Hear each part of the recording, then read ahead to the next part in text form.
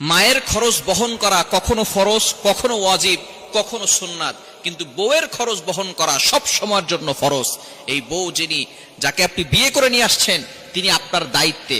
আপনার মায়ের হাজবেন্ড রয়েছে, আপনার মা আছে, আপনার বাবা আছে, সুতরাং আপনার মায়ের দায়িত্ব আপনার বাবার। সুতরাং আপনার জন্য প্রেক্ষাপট অনুযায়ী আপনার জন্য কখনো ফরজ হবে খেদমত করা, দায়িত্ব পালন করা ফরজ হবে, কখনো ওয়াজিব হবে, কখনো সুন্নাত হবে, কিন্তু বউয়ের দায়িত্ব পালন করা সব সময় আপনার জন্য ফরজ। কিন্তু দুঃখজনক হলেও সত্য, অনেক পুরুষ সেই বউয়ের সাথে পুরুষের মতো ব্যবহার করে, সেই বউয়ের সাথে ভালো ব্যবহার করে না।